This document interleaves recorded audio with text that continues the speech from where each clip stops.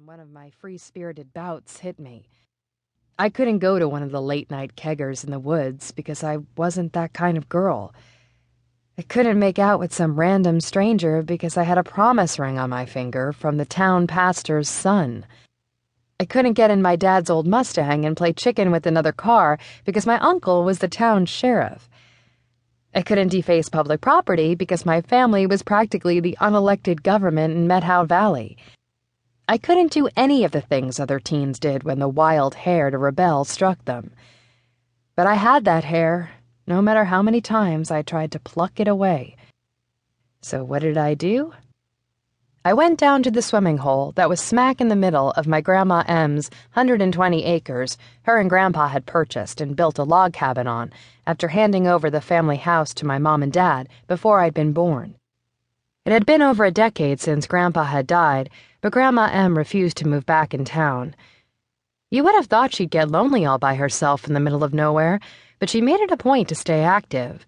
If she was ever lonely, it was due to choice. I parked my Jeep and hoofed it in about a quarter of a mile until the swimming hole came in view. Like the good rebel I wasn't, I surveyed the surrounding area to make sure today wasn't the day some random hiker had stopped to take an afternoon swim. No one, nothing, and nada. Feeling that wild streak about to explode if I didn't loosen the stopper, I pulled my shift dress up and over my head before tossing it over a tree limb. On most days, this would appease the wild inside me enough, but not today. Taking another scan of the area, I unfastened my bra and hung it next to my dress before I slid my panties down. They joined the clothing-decorated tree branch. There it was. I could breathe deeply again. The wild I liked to pretend wasn't there was happy. My stripping down in my birthday suit in preparation for a cool dip had satiated its appetite for rebellion. As soon as I stepped into the water, my skin bubbled with goosebumps. Another downside to the warm temperatures so early in the season, the lakes, rivers, and private little swimming holes hadn't had a chance to warm up yet. By the time I was at knee level and my skin hadn't gone numb, I decided it was time to abandon the whole ease into it slowly idea and just dove straight in. The cold water assaulted my body. Just when I was sure I couldn't bear the cold anymore, it got better. My body adjusted to it just enough to make me comfortable enough to stay under, but it still knew this chilly world wasn't quite right either. Once I kicked to the surface, I rolled onto my back and floated for a couple minutes. I felt better. Not earth-shatteringly better, but enough to make it count. Enough so I knew that when I got out and back to reality, I'd be able to resume smiling at all the right times and saying the right things.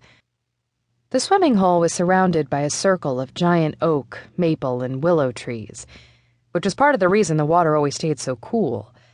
Hardly any direct sun could make it through the canopy of trees. But as I floated around the hole, I found a hand-sized patch of blue sky shining through the glossy green leaves. After staring at that ray of light for a while, I moved into deeper water. Since the summer I turned 12, I developed something of a swimming hole tradition. It was part competition with myself, part therapy, but it was all sacred. Once I'd paddled over to the deepest part of the hole, I exhaled, forcing all of the air out of my lungs. And then I started to sink. I always started with a couple warm-ups where I'd only sink a few feet beneath the water before resurfacing. But today wasn't just about warming up. Today was about breaking the record I'd set 2 summers ago when Logan and I first started dating. I sunk for a total of 35 seconds that year, far surpassing my previous record of 27 seconds. Last summer I'd come within 1 second of breaking that record, but I was determined that this summer I'd annihilate that record. After the day I'd had, I could really use that record breaker.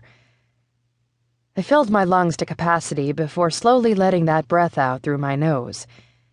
As soon as I was below the surface, I started to count. The longer I counted, the blacker the water around me got. The farther my body fell below the surface, the colder the water got. Deeper and deeper I sunk until my lungs started to burn. The last of the oxygen was gone after 10 seconds.